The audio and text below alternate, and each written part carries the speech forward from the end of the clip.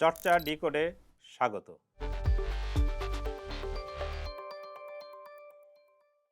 আমাদের সঙ্গে আছেন ওয়েস্টার্ন সিডনি ইউনিভার্সিটির অধ্যাপক বদরুল আলম খান। দেখতে দেখতে প্রায় 4 বছর হতে চলেছে ইউক্রেন রাশিয়া সংঘাত। এটা নিয়ে কথা বলবো আমরা অধ্যাপক খানের সঙ্গে। অধ্যাপক খান, আপনাকে আমাদের অনুষ্ঠানে স্বাগত। আপনাদের শ্রোতা এবং দর্শকদের আমার পক্ষ থেকে ধন্যবাদ এবং শুভেচ্ছা। তো আমি যেটা শুরুতেই বলছিলাম যে প্রায় 4 বছর হতে চলল, আর মাত্র 1 সপ্তাহ পরেই 4 বছর হয়ে যাবে যে ইউক্রেন রাশিয়া সংঘাতের। তো এই 4 বছরে যুদ্ধ থামার তো কোনো লক্ষণই নেই, বরং পরিস্থিতিটা আসলে কোন দিকে যাচ্ছে, পরিস্থিতিটা বর্তমান পরিস্থিতিটা কি? প্রায় 4 বছর হতে যাচ্ছে। আগামী 24শে ফেব্রুয়ারি, এই 24শে ফেব্রুয়ারি 4 বছর হবে। সুতরাং এটা একটা দীর্ঘ যুদ্ধ, কিন্তু অন্যান্য যুদ্ধের সাথে তুলনা করলে আমরা দেখব যে যুদ্ধ এখনো অত বড়, মানে লম্বা যুদ্ধ বলাটা ঠিক হবে না। যুদ্ধর বর্তমান পরিস্থিতিটা হচ্ছে এই যে এখন তো শীতকাল, এখন রাশিয়াতে এবং ইউক্রেনে এবং যুদ্ধক্ষেত্রে সাংঘাতিক রকমের বরফ, শীত, এবং আমি যতটুকু জানি সেখানে টেম্পারেচার হচ্ছে তাপমাত্রা 24 থেকে 26 ডিগ্রি মাইনাস।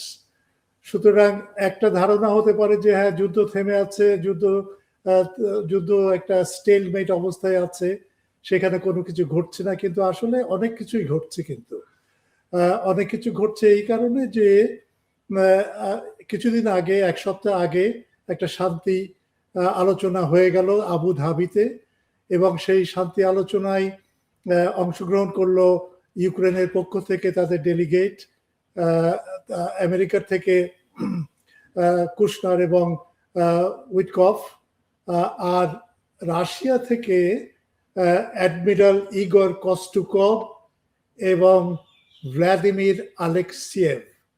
এরা উভয়েই কিন্তু গোয়েন্দা বিভাগের প্রধান এবং সহকারী প্রধান।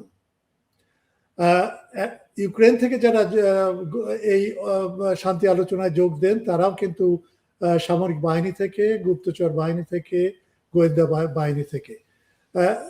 আর আরেকটা জিনিস লক্ষণীয় যে উইটকফ এবং কুশনার এই আলোচনার সময় যোগ দিয়েছিলেন অত্যন্ত সাদামাটা পোশাকে। তারা স্যুট পরে আসেনি, তারা টাই পরে আসেনি। ভাবটা এমন যে তারা এই আলোচনায় তেমন গুরুত্ব দেয়নি বলেই অনেকেই মনে করছেন। আর তাছাড়া কুশনার এমন একজন ব্যক্তিত্ব যিনি অনেকের বিশ্বাস যে তিনি কোনো কথা বলেন না। আলোচনা সভায় বা শান্তি আলোচনায় যে প্রখর একটা ধার নিয়ে, একটা বুদ্ধিমত্তা নিয়ে যে একটা আলোচনায় অংশ নেওয়া, সেরকম কেউ কখনো শোনেনি কুশনারের পক্ষ থেকে। কুশনার বরং চুপচাপই থাকে এই আলোচনা সভাগুলোতে, এবং এই আলোচনা সভা তো কেবলমাত্র একটা হলো না, বেশ কয়েকটাই হলো। ইস্তাম্বুলে হলো, তারপরে দুবাইয়ে হলো, আবু ধাবিতে হলো, এখন যেটা হতে যাচ্ছে সেটা হচ্ছে জিনেভাতে। জিনেভাতে হওয়ার কারণ হচ্ছে, এবং আজকে হচ্ছে এবং কালকে হবে, এই 2 দিন। জিনেভাতে হওয়ার কারণ হচ্ছে আমেরিকা একটা অনুরোধ করেছিল রাশিয়াকে যে কুশনার এবং উইটকফ যেহেতু জেনেভায় আপনাদের সাথে আলাপ আলোচনা করবে, সেহেতু, এবং তার পরের দিনই অর্থাৎ বৃহস্পতিবার বা শুক্রবারে আরেকটা আলোচনা আছে, সেটা হবে ইরানের সাথে আমেরিকার। এই যে উত্তেজনাময় একটা পরিস্থিতি বিরাজ করছে পারস্য উপসাগরে, তার জন্য একটা মিটিং জেনেভাতে হবে। সেই কারণে আবুধাবিতে দৌড়াদৌড়ি না করে জেনেভাতে করার একটা প্রস্তাব দেয়, এবং রাশিয়া সেটা মেনে নেয়।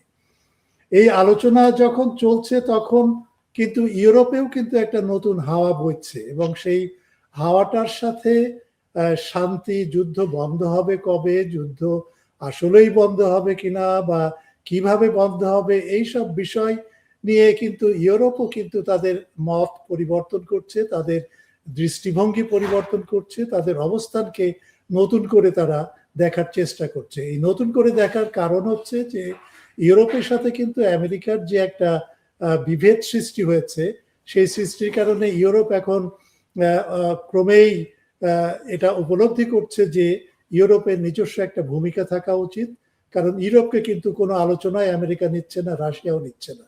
সুতরাং ইউরোপ একটু অযাচিতভাবে একটু যেচেই তারা এই আলোচনা সভায় এবং শান্তি আলোচনায় অংশগ্রহণ করতে চায়। যেমন ফ্রান্স বলেছে যে আমাদের প্রয়োজন রাশিয়ার সাথে কথা বলা ইউক্রেন যুদ্ধ সম্পর্কে।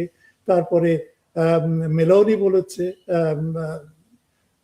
ইটালির মেলোনি বলেছে যে রাশিয়ার সাথে কথা বলা দরকার। আরো অন্যান্য অনেক বিরোধী দল ইউরোপে যারা আছে এবং সরকারি প্রতিনিধি তারা বিভিন্ন সময় এই মত প্রকাশ করছে যে হ্যাঁ, রাশিয়ার সাথে একটা কথাবার্তা বলা দরকার।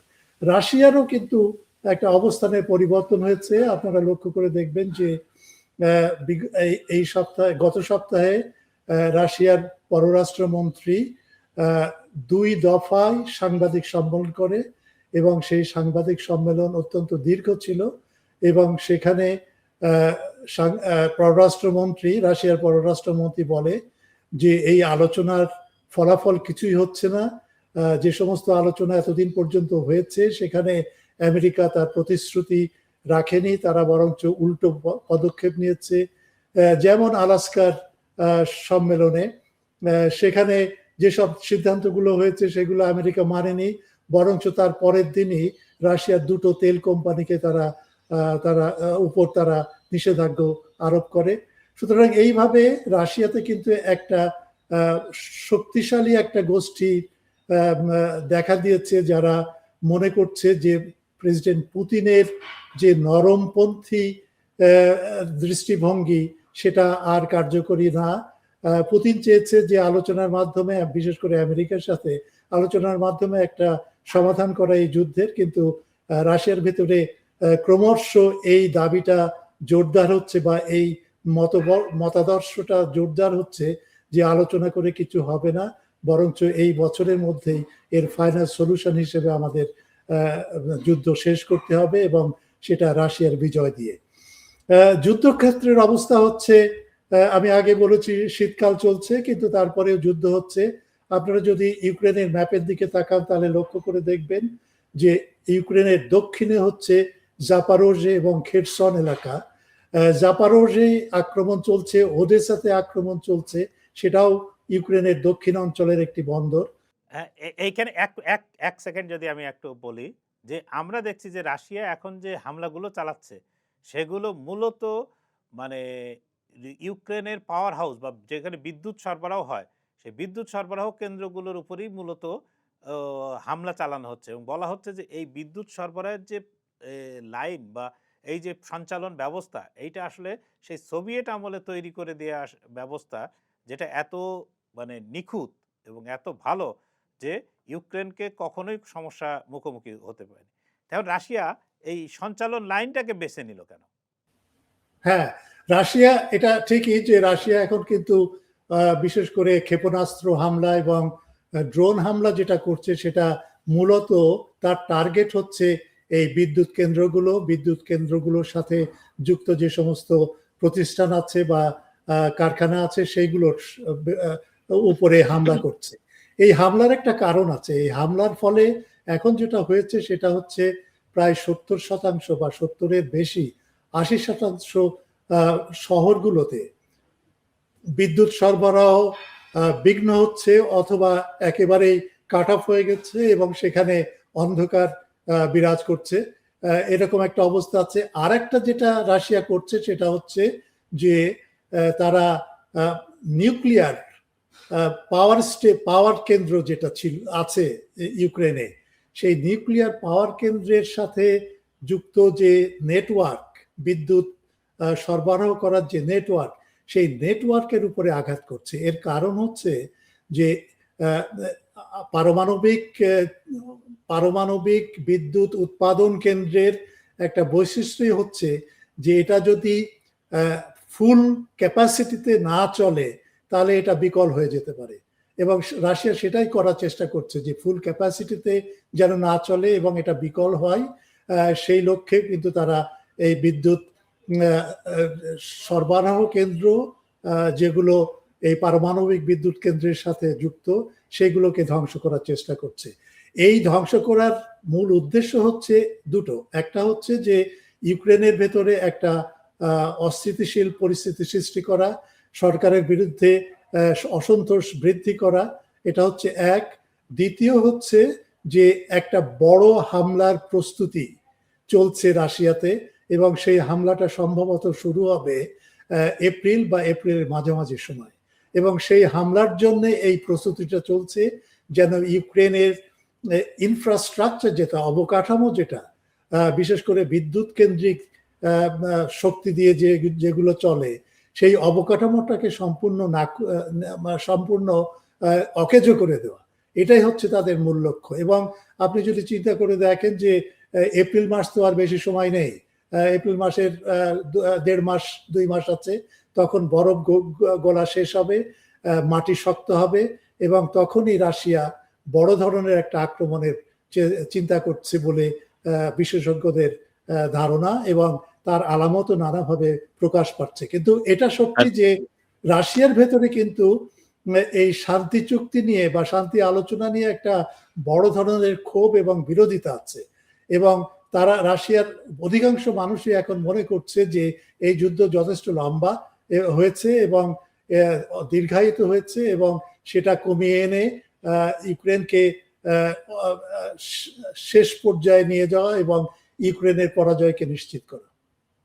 তো এইখানে যে রাশিয়া বারবার ইউক্রেনের বিভিন্ন স্থানে আক্রমণ করছে, এবং আমরা যতদূর জানি যে রাশিয়ার সীমান্ত থেকে ইউক্রেনের রাজধানী কিয়েভ খুব একটা বেশি দূর না, কিন্তু কিয়েভকে তারা ওইভাবে আক্রমণ করেনি কেন, বা কি মানে কিয়েভকে বাঁচিয়ে রেখেছে কেন? কিয়েভ থেকে রাশিয়ার মস্কোর দূরত্ব হচ্ছে 540 কিলোমিটার। এই 540 কিলোমিটার খুব একটা দূরত্ব না, যে কোনো ক্ষেপণাস্ত্র দিয়েই কিয়েভকে আক্রমণ করা যায়। কিয়েভের এখন বর্তমান অবস্থা হচ্ছে যে সেখানকার যে মেয়র ভিটালি ক্লিচকো, তিনি একজন মুক্তিযোদ্ধা, তিনি একজন যোদ্ধা ছিলেন, বক্সার। ক্লিচকো এখন সেখানকার মেয়র, এবং ক্লিচকো গতকালও সে এরকম একটা আদেশ জারি করেছে যে যে সমস্ত নাগরিক মনে করছে যে তাদের ঘরে কোনো আলো নেই বা বিদ্যুৎ নেই, তারা যেন অতি দ্রুত তারা যেন কিয়েভ ত্যাগ করে অন্য শহরে যান বা কোনো আশ্রয় কেন্দ্রে যান। কিয়েভকে আক্রমণ করছে না এটা আমি একেবারে 100% সঠিক মনে করছি না, কারণ কিয়েভের অবস্থা কিন্তু একই রকমের খারাপ যেরকম খারাপ হচ্ছে অন্যান্য ইউক্রেনের শহরগুলোতে। কিন্তু কিয়েভে আক্রমণটা তারা করছে, আবার আক্রমণের তীব্রতা লক্ষ্য করা যাচ্ছে অন্য জায়গায়, যেমন লিভিভ শহরে বা আরো অন্যান্য শহরগুলোতে, খারকবে, তারপরে ওদেসাতে, তারপরে জাপারোজেতে। এই এলাকাগুলো, এই শহরগুলোতে চলছে এই কারণে যে এই শহরগুলোতেই কিন্তু এই ড্রোন থেকে শুরু করে যে সমস্ত মারণাস্ত্র বা ক্ষেপণাস্ত্র বা ইত্যাদি ইত্যাদি ইউক্রেন তৈরি করে, সেগুলো ওই সমস্ত শহরে অবস্থিত, বা সেখানেই তারা এগুলো এই কেন্দ্রগুলো, এই উৎপাদন কেন্দ্রগুলো আছে। সুতরাং রাশিয়ার টার্গেটই হচ্ছে মূলত এই শহরগুলো। কিয়েভ কিন্তু বাদ যায়নি, কারণ ইতিমধ্যে কিয়েভের সাথে যে এলাকাটা, কিয়েভের পাশাপাশি যে এলাকাটা অর্থাৎ পূর্ব ইউক্রেন, সেখানে কিন্তু ইতিমধ্যে আক্রমণ আরো তীব্র করেছে রাশিয়া। সুতরাং সব মিলিয়ে ইউক্রেনের অবস্থাটা খুব একটা সুখপ্রদ নয়, এবং ধারণা করা হচ্ছে যে এই বছর 2026 সালের মধ্যেই একটা ফলাফল আমরা পাবো, এবং সেটা সম্ভবত রাশিয়ার বিজয় দিয়েই শেষ হবে। তো আপনি একটু আগে যেটা বলছিলেন যে ইউরোপীয়রা অনেকটা অযাচিতভাবে এই ইউক্রেন নিয়ে আলোচনায়, যে আলোচনাটা চলছে মূলত যুক্তরাষ্ট্র এবং রাশিয়ার মধ্যে, এর মধ্যে ঢোকার চেষ্টা করছে। তো ইউরোপ তাদের কাছে এখনো প্রধান শত্রু রাশিয়া কেন, আবার তাদের সঙ্গে আলোচনাই বা চাচ্ছে কেন এই মুহূর্তে? রাশিয়া যে কেন ইউরোপের শত্রু, তার ইতিহাসটা কিন্তু অনেক দীর্ঘ, তবে এটা আমি বলতে পারি যে ইউরোপের যে দেশগুলো বিশেষ করে রাশিয়ার বিরুদ্ধে নানা ধরনের প্রচার চালায় এবং রাশিয়াকে একটা শত্রু উপস্থাপন করে, তাদের মধ্যে রয়েছে ব্রিটেন, ফ্রান্স, জার্মানি এবং আরো কিছু কিছু দেশ। এরাই সবচেয়ে বেশি সক্রিয়। এই সক্রিয়তার থেকে আমরা লক্ষ্য করে দেখি যে এই দেশগুলো কিন্তু এককালে উপনিবেশিক শক্তি ছিল। সুতরাং এরা সবসময় কিন্তু এদের ডিএনএর ভেতরে অন্য জাতিকে পরাস্ত করা, অন্য জাতিকে লুণ্ঠন করা, অন্য জাতির সম্পদ অধিকার করা এবং পদানত করা, এটাই হচ্ছে তাদের ডিএনএর ভেতরে, এবং সেখান থেকে তারা এক বিন্দু পর্যন্ত বিচ্যুত হয়নি। এটা হলো এক। দ্বিতীয় হচ্ছে যে এদের সাথে আরো যুক্ত আছে এমন কয়েকটি দেশ যেগুলো হচ্ছে সেটলার সোসাইটি বলি আমরা, বা যেখানে বসতি স্থাপন করা হয়েছে আদিবাসীদেরকে সম্পূর্ণভাবে হটিয়ে দিয়ে তাদের নৃশংসভাবে হত্যা করে, এবং সেখানে ব্রিটিশ আইন বা অন্যান্য দেশের আইন যেমন স্পেন বা পর্তুগাল, বিশেষ করে ল্যাটিন আমেরিকায় তারা সেখানে বসতি স্থাপন করেছে, এবং এরাও কিন্তু, এবং তার ভেতরে অন্তর্ভুক্ত আমেরিকা, মার্কিন যুক্তরাষ্ট্র, তার ভেতরে অন্তর্ভুক্ত অস্ট্রেলিয়া, নিউজিল্যান্ড, কানাডা এবং ইসরায়েলও কিন্তু একটা সেটলার সোসাইটি, একটা সেটলার স্টেট। সুতরাং এরা সবাই মিলে এবং ইউরোপের উপনিবেশবাদী দেশগুলো মিলে তারা রাশিয়াকে হেয় প্রতিপন্ন করার সবসময় চেষ্টা করেছে। কেন? আমার কাছে চারটা কারণ মনে করি। আমি চারটা কারণ মনে করি। একটি হচ্ছে যে রাশিয়ার ভূ অবস্থান, মানে ভৌগোলিকভাবে রাশিয়া কোন জায়গায় অবস্থিত। রাশিয়ার অবস্থানটা হচ্ছে ইউরেশিয়ায়। ইউরেশিয়া আমরা সবসময় বলি এটা একটা অত্যন্ত গুরুত্বপূর্ণ এলাকা, কারণ এর পশ্চিমে হচ্ছে ইউরোপ, পূবে হচ্ছে চীন এবং জাপান এবং কোরিয়া এবং অন্যান্য দক্ষিণ পূর্ব এশিয়ার দেশ, দক্ষিণে হচ্ছে ভারত, ইরান, আফগানিস্তান, ইরাক, তুরস্ক। সুতরাং এটা একটা স্ট্র্যাটেজিক্যালি এমন একটা জায়গা যে জায়গার উপরে নিয়ন্ত্রণ না রেখে এমন কোনো দেশ দাবি করতে পারে না যে তারা হচ্ছে পৃথিবীর সবচেয়ে শক্তিশালী দেশ। সেই কারণে রাশিয়াকে শত্রু হিসেবে বিবেচনা করে তার বিরুদ্ধে সবসময় যুদ্ধাবস্থা বিরাজ করা বা টিকিয়ে রাখা, এটা হচ্ছে পশ্চিমা বিশ্ব এবং আমেরিকার একটা মূল কৌশল এবং স্ট্র্যাটেজি। এটা হচ্ছে একটা কারণ, ইউরেশিয়ার কারণে, ভৌগোলিক অবস্থানের কারণে রাশিয়ার। দ্বিতীয় হচ্ছে আপনারা লক্ষ্য করে দেখবেন যে নেপোলিয়ন যখন রাশিয়া আক্রমণ করার পরিকল্পনা করে, সেটা হচ্ছে 1812 সালে। সেই পরিকল্পনার আগে একটা দলিল প্যারিসে প্রকাশিত হয়। সেই দলিলটার নাম হচ্ছে Peter the greater memorandum. Peter the great একটা জবানবন্দি দিয়ে গিয়েছিল নাকি, সেই জবানবন্দিতে বলা হয়েছে যে রাশিয়া যেন সার্বক্ষণিকভাবে ইউরোপের উপরে তার প্রতিপত্তি প্রতিষ্ঠা করার জন্য যুদ্ধে লিপ্ত হয়, তার সম্প্রসারণ প্রয়োজন, তার জার্মানিকে দখল করা দরকার, সুইডেনকে দখল করা দরকার, ফ্রান্সকে দখল করা দরকার, ইত্যাদি ইত্যাদি। অর্থাৎ ইউরোপের উপরে একেবারে সম্পূর্ণ কর্তৃত্ব প্রতিষ্ঠা করার একটা জবানবন্দি নাকি তিনি দিয়ে গিয়েছিলেন, পিটার দ্য গ্রেট। এখন এই জবানবন্দির উপরে ভিত্তি করে ফ্রান্স রাশিয়া আক্রমণ করে, কিন্তু জবানবন্দিটা যখন বিশেষজ্ঞদের হাতে পড়ে সেখানে দেখা গেল the testament of Peter the great, এটা দলিল ডকুমেন্টের নাম, সেটা আসলে একটা ভুয়া এই কারণে যে সেটা ব্যবহার করা হয়েছিল এবং সেটা লিখেছিল পোলিশ এক ব্যক্তি, নট পিটার দ্য গ্রেট, এবং সেটা ব্যবহার করলো নেপোলিয়ন রাশিয়া আক্রমণের জন্য। রাশিয়া আক্রমণের আগে, তার মানে 1808 সাল থেকে 1812 সালের মধ্যে নেপোলিয়ন কিন্তু ইউরোপের অনেক দেশ দখল করে নেয়, উত্তর আফ্রিকার দেশ দখল করে নেয়, অথচ আমরা বলছি যে রাশিয়া হচ্ছে সম্প্রসারণবাদী একটা দেশ, আক্রমণাত্মক একটা দেশ। তাহলে ফ্রান্স কি হয়, নেপোলিয়ান কি করেছে তাহলে?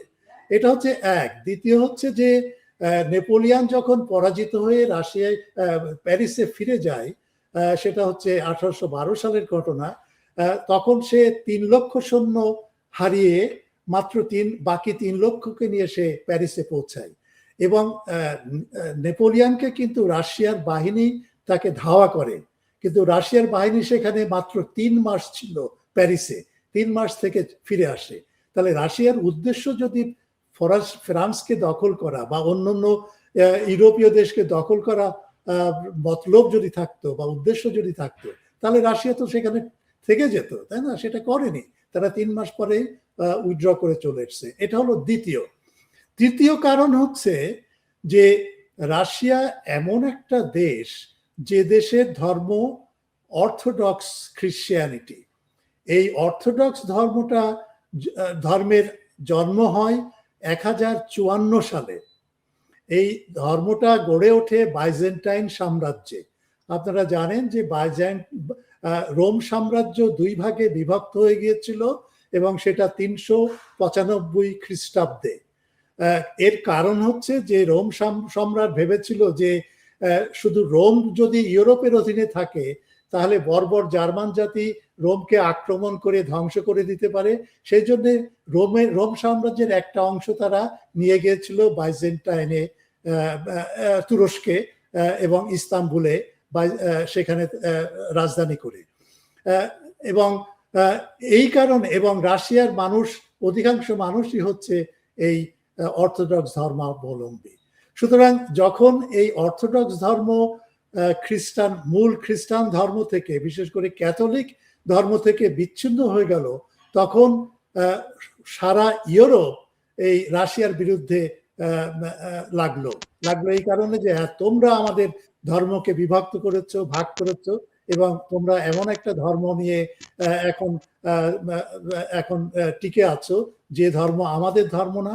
সুতরাং ওখানেও কিন্তু একটা শত্রুতার একটা ক্ষেত্র সৃষ্টি করেছিল ইউরোপ।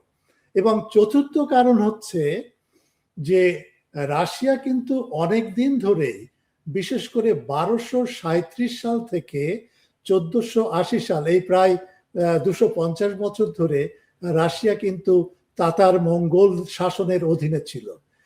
ইউরোপ তাতার মঙ্গলদেরকে সবসময় এমন একটা জাতি হিসেবে বর্ণনা করেছে যারা বর্বর, যারা হিংস্র, যারা নিষ্ঠুর, যারা হত্যা করে, যারা নির্বিচারে গণহত্যা করে, ইত্যাদি ইত্যাদি এইরকম। সুতরাং ইউরোপ বলছে রাশিয়া, দেখো তুমি তোমার এই স্লাভিক পরিচয় হারিয়ে ফেলেছ, তুমি আসলে ওই বর্বর তাতার মঙ্গল জাতিরই মতো। সুতরাং তোমার রক্তে তাতার মঙ্গল জাতির রক্ত আছে এবং সেই কারণে তুমিও বর্বর। এবং সেই বর্বরতার নানা উদাহরণ আমাদের আছে, যেমন ইভান দ্য গ্রোজনি, যিনি সম্রাট ছিলেন 1560-17 শতাব্দীর দিকে। সে নিষ্ঠুরভাবে তার ছেলেকে হত্যা করে। সুতরাং এই সমস্ত উদাহরণ দিয়ে ইউরোপ প্রমাণ করতে চায় যে ওই বর্বর জাতির বৈশিষ্ট্য যেটা লক্ষ্য করা যায় তাতার মঙ্গলদের ভেতরে, সেটা উত্তরাধিকার সূত্রে রাশিয়া পেয়েছে। এবং রাশিয়া সেই রকমই একটা বর্বর জাতি, সেখানে গণতন্ত্র নেই, সেই কারণে সেখানে বাক স্বাধীনতা নেই, ইত্যাদি ইত্যাদি। সেই কারণে রাশিয়া ইউরোপের চিরশত্রু।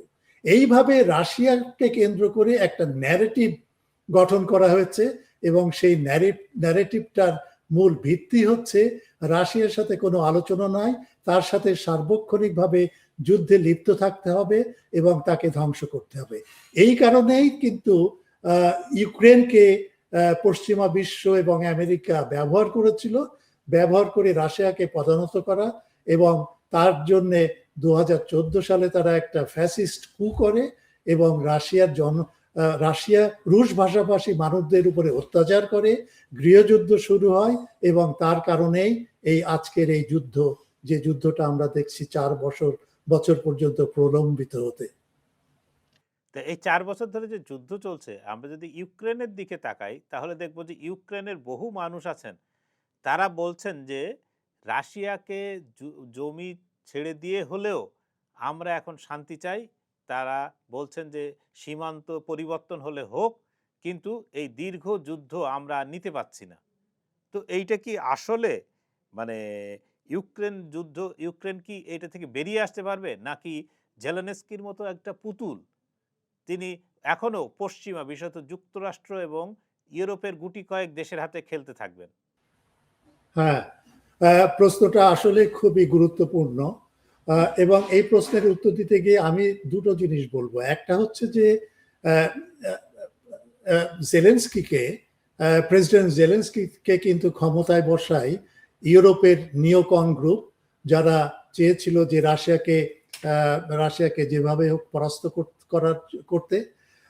লক্ষ্য করে এটা হলো একটা লবি, ইউরোপের লবি, যারা চায় রাশিয়া পরাস্ত হোক, এবং তারা কখনোই কিন্তু বলছে না যে একটা শান্তির মাধ্যমে এই সমস্যার সমাধান করতে। তারা সবসময় ইউক্রেনকে বলছে, হ্যাঁ তুমি যুদ্ধ চালিয়ে যাও, তোমাকে আমরা অস্ত্র দিব, যদিও অস্ত্র দিতে পারছে না, যদিও অর্থ দিতে পারছে না, এখন অর্থের ভান্ডারও প্রায় শেষ হয়ে গেছে, কিন্তু তারপরেও তারা বলে চলেছে, বিশেষ করে ইংল্যান্ড, বিশেষ করে ফ্রান্স, বিশেষ করে জার্মানি, তারা বলছে যে আর 3 বছর কোন রকমে টিকে থাকো, 3 বছর পরে ডোনাল্ড ট্রাম্প বিদায় নেবে, তখন নতুন করে যে প্রেসিডেন্ট আসবে সেই প্রেসিডেন্ট অন্যরকম হবে, এবং তারা ইউক্রেনকে আবার পুনরায় যেভাবে বাইডেন সাহায্য করেছিল ঠিক সেইভাবেই নতুন প্রেসিডেন্ট ইউক্রেনকে সমর্থন করবে। এটা হলো এক। দ্বিতীয় হচ্ছে জার্মানি বলছে যে কোনো রকমে টিকে থাকো তুমি, এবং আমরা ইতিমধ্যে আমাদের সামরিক বাহিনীর শক্তিকে বৃদ্ধি করছি, এবং সেই বৃদ্ধি করার যদি সম্ভব হয়, এবং সেটা সম্ভব হবে, অস্ত্রশস্ত্র প্রডিউস করব, আমরা উৎপাদন করব, এবং ইউরোপকে শক্তিশালী করে আমরা তোমার পেছনে দাঁড়াবো, সেটা 2-3 বছর লাগবে, সুতরাং 2-3 বছর কোনো রকমে তুমি টিকে থাকো। এটা হচ্ছে এই একটা দিক, কেন যুদ্ধ বন্ধ হচ্ছে না বা কেন শান্তি প্রতিষ্ঠিত হচ্ছে না। দ্বিতীয় দিক হলো জেলেনস্কি যখন 2019 সালে প্রেসিডেন্ট হিসেবে দায়িত্ব গ্রহণ করে, তার 1 মাস পরে, অর্থাৎ এপ্রিল মাসে সে সম্ভবত প্রেসিডেন্ট হিসেবে নির্বাচনে জয়ী হয়ে প্রেসিডেন্ট হিসেবে ক্ষমতা গ্রহণ করে, তার 1 মাস পরে অর্থাৎ মে মাসের 12 কি 14 তারিখে একটা অদ্ভুত একটা ঘটনা ঘটে। এটা আমরা কেউ ওইভাবে জানি না, কিন্তু এটা জানা প্রয়োজন। সেটা হচ্ছে যে ইউক্রেনে কিন্তু একটা 70টি এনজিও নিয়ে একটা সংস্থা আছে, সেটাকে বলা হয় Ukraine crisis media centre. Ukraine crisis media centre, এই সেন্টারে 70টি এনজিও এবং অন্যান্য নানা প্রতিষ্ঠান, বিশেষ করে মিডিয়া, বিশেষ করে অন্যান্য এনজিও যারা কাজ করছে ইউক্রেনে, তাদের একটা সংগঠন। এই সংগঠনটা সম্পূর্ণভাবে তারা অর্থ পায় আমেরিকার ন্যাশনাল এন্ডোমেন্ট ফর ডেমোক্রেসি থেকে। একেবারে 1 টাকা থেকে শুরু করে 1 লক্ষ বা কোটি টাকা, যত টাকায় আসে না কেন, যত খরচই এরা করুক না কেন, 70টি এনজিও এবং প্রতিষ্ঠান আমেরিকার এই ন্যাশনাল এন্ডোমেন্ট ফর ডেমোক্রেসি থেকে টাকা পায়। তারা ওই মে মাসের 12 তারিখে একটা ঘোষণা প্রকাশ করে, একটা মেমো প্রকাশ করে। সেই মেমোতে তারা জেলেনস্কিকে, নবনির্বাচিত প্রেসিডেন্ট জেলেনস্কিকে তারা বলে যে তোমার সামনে আমরা কয়েকটা শর্ত দিচ্ছি, এই শর্ত যদি তুমি লঙ্ঘন করো প্রেসিডেন্ট হিসেবে, তাহলে আমরা ইউক্রেনের সমস্ত যোগাযোগ ব্যবস্থা এবং ইউক্রেনের অর্থনীতি এবং রাজনীতি এবং সবকিছু আমরা ভণ্ডুল করে দিব, আমরা অস্থিতিশীল একটা পরিবেশ তৈরি করব, যে ধরনের অস্থিতিশীল পরিবেশ তৈরি করেছিল এই ফ্যাসিবাদী শক্তি 2014 সালের ময়দান কুতে। এবং জেলেনস্কিকে যারা ক্ষমতায় নিয়ে এসছে তারাও কিন্তু এই ফ্যাসিবাদী শক্তি, অন্য কোনো শক্তি না। সুতরাং সেই ইয়েগুলো কি ছিল, সেই দাবিগুলো কি ছিল? একটা হচ্ছে যে রাশিয়ার সাথে অথবা ইউক্রেনে যে রুশপন্থী যারা যুদ্ধ করছে গৃহযুদ্ধে, অংশ নিচ্ছে, তাদের সাথে কোনো রকমের শান্তি চুক্তি করা যাবে না। এক। দুই হচ্ছে যে রাশিয়ার সাথে কোনো নেগোসিয়েশন করা যাবে না, গ্যাস চুক্তি করা যাবে না, বিদ্যুৎ খাতে কোনো চুক্তি করা যাবে না, এবং যে সমস্ত চুক্তি আছে সেগুলোকে ভণ্ডুল করতে হবে, বাতিল করতে হবে, এবং জেলেনস্কি কিন্তু সেগুলো করেছিল। তিন হচ্ছে রাশিয়ার সাথে যদি শান্তি আলোচনা করতেই হয় তাহলে সেখানে ইউক্রেনের সমর্থিত যে সমস্ত ইউরোপীয় দেশ আছে তারা যে সাজেশন দিবে সেই সাজেশনের এক পাও এদিক ওদিক হওয়া চলবে না। এটা হচ্ছে 3 নম্বর। 4 নম্বর হচ্ছে নেটোর সদস্য হওয়ার ক্ষেত্রে ইউক্রেনের সামনে কোনো বাধা সৃষ্টি করা যাবে না। এটা হচ্ছে 4। 5 হচ্ছে যে আইএমএফ এবং ইন্টারন্যাশনাল এবং ওয়ার্ল্ড ব্যাংকের সাথে ইউক্রেন যে সমস্ত চুক্তি করেছে সেই চুক্তি থেকে এক বিন্দু সরে আসা যাবে না। প্রতিটা চুক্তিকে অনার করতে হবে, সম্মান করতে হবে, টিকিয়ে রাখতে হবে। 6 হচ্ছে যে কোন রকমের এর থেকে যদি কোনো 6 হচ্ছে রুশ ভাষাকে সম্পূর্ণভাবে ব্যান করতে হবে, রুশ ভাষায় কথা বলা নিষিদ্ধ করতে হবে, রুশ জাতিগোষ্ঠীর বিরুদ্ধে যত ব্যবস্থা নেওয়া যায় সেটা করতে হবে, তাদের যে সমস্ত চিহ্ন আছে, যে সমস্ত আর্কিটেকচারাল ডিজাইন আছে রুশের সাথে সাদৃশ্য রেখে যেগুলো তৈরি করা হয়েছিল সোভিয়েত আমলে সেগুলো ধ্বংস করতে হবে, ইত্যাদি ইত্যাদি ইত্যাদি। সুতরাং আপনি লক্ষ্য করে দেখেন জেলেনস্কির হাতটা কিন্তু তারা বেঁধে দিয়েছিল প্রেসিডেন্ট হিসেবে শপথ গ্রহণ করার মাত্র 1 মাসের মধ্যে, এবং তাকে এটাও স্মরণ করিয়ে দেওয়া হয় সে যদি এই চুক্তি এই দিকগুলো ভঙ্গ করে তাহলে এমন অস্থিতিশীল পরিস্থিতি সৃষ্টি করা হবে যে তিনি যেন ক্ষমতা থেকে অপসারিত হয়। এটা কিন্তু জেলেনস্কি খুব ভালোভাবেই জানে। জেলেনস্কি এও জানে যে এই ফ্যাসিবাদী শক্তির যে সমস্ত দাবিগুলো সেই দাবিগুলো যদি জেলেনস্কি ভঙ্গন করে তাহলে জেলেনস্কিকে তার পরের দিনই কিন্তু ওই ময়দান স্কয়ারে তার দেহ ঝুলবে, তাকে ফাঁসির কাস্টে ঝোলানো হবে। এটাও জেলেনস্কি জানে। সেই জন্য সে মরিয়া হয়ে কোনোভাবেই সে চায় না যে রাশিয়ার সাথে একটা শান্তি চুক্তি হোক এবং সেই শান্তি চুক্তির মাধ্যমে যুদ্ধ বন্ধ হোক।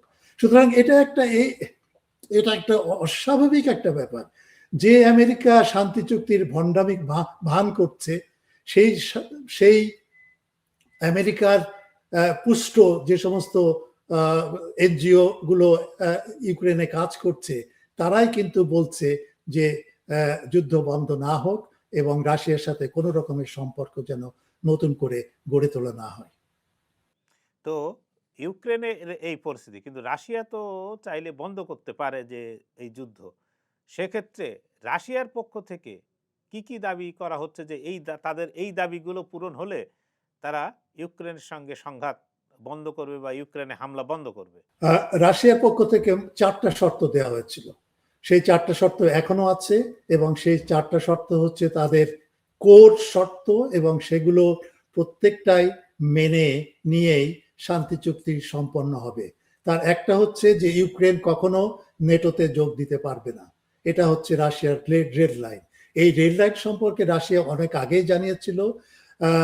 ইউক্রেনে রাশিয়া যখন আক্রমণ করে 2022 সালের 24শে ফেব্রুয়ারি, তার 2 মাস পরে কিন্তু ইস্তাম্বুলে একটা শান্তি আলোচনা হয় এবং সেখানে রাশিয়া বলে যে ইউক্রেন তুমি যদি নেটোতে যোগদান না করো এবং রুশ ভাষাভাষী মানুষদের সামান্যতম অধিকারগুলো নিশ্চিত করো তাহলে আমরা শান্তি চুক্তি সই করতে রাজি আছি।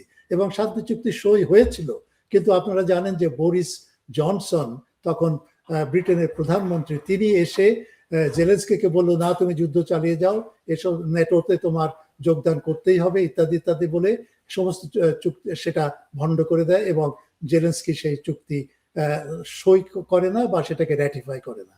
এটা হচ্ছে একটা। দ্বিতীয় হচ্ছে যে সংখ্যালঘু সম্প্রদায় রুশ নাগরিকদের ভাষা এবং সংস্কৃতি রক্ষার জন্য কনস্টিটিউশনে যেটা আগে ছিল সেই কনস্টিটিউশন ভঙ্গ করে সেটা ভঙ্গ করা হয় এবং সেটা পুনঃপ্রতিষ্ঠিত করতে হবে। এই দাবিটি হচ্ছে রাশিয়ার দ্বিতীয় দাবি। তৃতীয় দাবি হচ্ছে যে ফ্যাসিবাদী শক্তি ইউক্রেনে গড়ে উঠেছে এবং এই প্রসঙ্গে আমি বলতে পারি এই ফ্যাসিবাদী শক্তি কিন্তু গড়ে উঠেছে 1917 সালে রুশ বিপ্লবের পর থেকে। সুতরাং এই ফ্যাসিবাদী শক্তি আজকে ইউক্রেনকে জিম্মি রেখে চলেছে। ইউক্রেনের অধিকাংশ মানুষ কিন্তু এই ফ্যাসিবাদী শক্তির সাথে সংহতি প্রকাশ করে না। তাদের জনমতে এটাও কিন্তু প্রকাশিত হয়েছিল যে ইউক্রেনের অধিকাংশ মানুষ চায় না নেটোতে যোগ দিতে এবং তারা চায় না যে এই ফ্যাসিবাদী শক্তির প্রভাব ইউক্রেনের রাজনীতিতে যেন থাকে। সেই কারণে রাশিয়ার দাবি হচ্ছে ফ্যাসিবাদী শক্তির থেকে শক্তিগুলোকে কমিয়ে আনা অথবা উচ্ছেদ করা বা এমন একটা ব্যবস্থা নেওয়া যেন এই শক্তিগুলো ইউক্রেনের রাজনীতিকে ডমিনেট করতে না পারে। এবং চতুর্থটা হচ্ছে যে পশ্চিমাঞ্চলে যে 4টি প্রদেশ আছে সেই 4টি প্রদেশকে রাশিয়ায় অন্তর্ভুক্ত করতে হবে অথবা তাদের স্বায়ত্তশাসন দিতে হবে। সেটা হচ্ছে একটা হচ্ছে জাপারোজে, 2 হচ্ছে দানিয়েস্ক, 3 হচ্ছে লুহানস্ক এবং 4 হচ্ছে খেরসন। এটা হচ্ছে এবং আরেকটা দাবি আছে সেটা হচ্ছে যে ইউক্রেনের সেনাবাহিনীর সংখ্যা কমিয়ে আনতে হবে এবং সেটা 75,000 থেকে 1 লক্ষের ভেতরে রাখতে হবে। কারণ যে সামরিক বাহিনী ইউক্রেন গড়ে তোলে পশ্চিমা বিশ্বের সহায়তায়, সেখানে ইউক্রেনের সামরিক বাহিনী অত্যন্ত শক্তিশালী করে গড়ে তোলা হয় যেন রাশিয়াকে পরাজিত করতে পারে এবং সেই সৈন্য সংখ্যা ছিল প্রায় 800,000 মতো। সেই সংখ্যা এখন অনেক কমে এসছে, এখন মনে হয় 300,000-এর কাছাকাছি বা 250,000-এর কাছাকাছি। কিন্তু তারপরেও রাশিয়া চায় যে ইউক্রেন যেন একটা আগ্রাসী শক্তি হয়ে আবার পুনরায় রাশিয়ার বিরুদ্ধে যুদ্ধ না করতে পারে অথবা রাশিয়াকে উস্কানি দিতে পারে, যে উস্কানিটা দিয়েছিল 2014 সালে এবং পরবর্তী সময়ে গৃহযুদ্ধ শুরু হওয়ার মধ্যে দিয়ে। সুতরাং এই দাবিগুলো রাশিয়া সবসময় এই দাবির প্রতি অনুগত আছে এবং রাশিয়াকে ভালো করে জানিয়ে দিয়েছে যে এই দাবি থেকে তারা কোনোভাবে বিচ্যুত হবে না এবং এই দাবিগুলো মেনে নেওয়াই হচ্ছে রাশিয়ার প্রতিরক্ষার জন্য, নিরাপত্তার জন্য একটা বড় শর্ত। রাশিয়ার নিরাপত্তাটাকে তো দেখতে হবে। আপনি যদি ইউক্রেন যদি আজকে সম্পূর্ণভাবে নেটোর অধীনে যায় তাহলে কিয়েভ থেকে, আমি যেটা বলেছি, কিয়েভ থেকে মস্কো দূরত্ব হচ্ছে 540 কিলোমিটার। তাহলে কিয়েভে যদি নেটো তার সমরাস্ত্র এবং ক্ষেপণাস্ত্র মোতায়েন করে তাহলে সেখান থেকে রাশিয়ার মস্কোতে পৌঁছাতে এই ক্ষেপণাস্ত্র মাত্র 5 মিনিট সময় লাগবে। এখন এই 5 মিনিটের ভেতরে রাশিয়ার পক্ষে কি সম্ভব হবে সমস্ত কিছু সতর্ক করে দেওয়া এবং তার নিরাপত্তা নিশ্চিত করা? সুতরাং রাশিয়ার জন্য এটা মরা বাঁচার একটা সংগ্রাম এবং সেই সংগ্রামটা আমরা কেউ বুঝতে পারি না সেইভাবে। এবং ইউরোপও কিন্তু এই নিরাপত্তার ব্যাপারটা, রাশিয়ার প্রতিরক্ষার ব্যাপারটা কখনোই সামনে নিয়ে আসে না, বরঞ্চ রাশিয়াকে একটা আগ্রাসী শক্তি হিসেবে তাকে প্রেজেন্ট করার জন্য সব ধরনের ব্যবস্থা গ্রহণ করে এবং সেইভাবে প্রচার চালায়। সুতরাং এই দিকটা, রাশিয়ার দিকটা দেখতে হবে। তো আমি যদি আজকে কিউবাতে যদি আমি রাশিয়ার ক্ষেপণাস্ত্র ঘাঁটি সেখানে বসাই এবং কিউবা থেকে আমেরিকার দূরত্ব হচ্ছে, ফ্লোরিডার দূরত্ব হচ্ছে মাত্র 80 বা 90 কিলোমিটার, সুতরাং তাহলে কি আমেরিকা চুপ করে বসে থাকবে? আমেরিকা কি যুদ্ধ ঘোষণা করবে না রাশিয়ার বিরুদ্ধে বা কিউবার বিরুদ্ধে? অবশ্যই করবে এবং তা বলবে। এবং সেই রকম একটা সিচুয়েশন তৈরি হয়েছিল কিন্তু 1962 সালে যখন এই পারমাণবিক ক্ষেপণাস্ত্র নিয়ে রাশিয়ার সাথে একটা ক্রুশচেভের সাথে কেনেডির একটা বিরোধ বাধে এবং একটা উত্তেজনাপূর্ণ পরিস্থিতির সৃষ্টি হয়। সুতরাং আমেরিকা যদি তার নিরাপত্তার প্রশ্নকে গুরুত্ব দেয় তাহলে রাশিয়া কেন তার নিরাপত্তার প্রশ্ন এবং প্রতিরক্ষা প্রশ্নকে গুরুত্ব দেবে না বা সেই অধিকার তার নেই। তো এই তো সব পক্ষই বিবাদমান পক্ষগুলো এক একজনের মতো নিজ নিজের মতো পজিশনে বা নিজের স্বার্থে সবাই দেখছে। তাহলে কি আপনি মনে করেন যে এই যে জেনিভায় যে মানে আগামীকাল আজ এবং আগামীকাল যে বৈঠক হতে চলেছে সেখান থেকে বা অদূর ভবিষ্যতে এই যুদ্ধের সমাপ্তিটা আনা যাবে? এই যুদ্ধ আসলে আমি মনে করি এবং সবকিছু বিচার বিবেচনা করে মনে করি যে এই যুদ্ধের সমাধান হবে যুদ্ধক্ষেত্রে। কারণ জেলেনস্কির হাত দিয়ে কোনো শান্তি চুক্তি স্বাক্ষরিত হবে না। সে এক বিন্দু জমি ছাড় দিবে না রাশিয়ার কাছে। এইটাই হচ্ছে তার অবস্থান। সে যদি নিজের অন্তরে মনে করে যে হ্যাঁ একটা শান্তি চুক্তি করা উচিত এবং ভূমি ছাড় দিয়ে, তারপরেও সে পারবে না, কারণ যেটা আমি উল্লেখ করেছি, সে যাদের দ্বারা নির্বাচিত হয়েছিল, যে ফ্যাসিবাদী শক্তি তাকে ক্ষমতায় বসিয়েছিল, সেই ফ্যাসিবাদী শক্তি তাকে এটা করতে দিবে না। তাহলে জেলেনস্কিকে ওই ময়দান স্কোয়ারে তাকে ফাঁসির কাস্টে ঝুলতে হবে। এটা হলো এক। দ্বিতীয় হচ্ছে যে রাশিয়াও কখনো চাইবে না, এবং যুদ্ধক্ষেত্রের যে অবস্থা আজকে, মাত্র কয়েকটা শহর ছাড়া, ছোট ছোট শহর ছাড়া, সেই শহরগুলো যদি রাশিয়া এই এপ্রিল মাসের বিশাল আকারের যে অভিযান রাশিয়া পরিকল্পনা করছে, সেই পরিকল্পনা যদি সফল হয়, তাহলে তখন রাশিয়ার সামনে কিন্তু আর কোনো প্রতিরোধ তেমন ভাবে থাকবে না। আজ যদি জাপারোজের শহরের যদি পতন হয়, তাহলে কিন্তু ইউক্রেনের প্রতিরক্ষা বুদ্ধ সেটা ভেঙে পড়বে।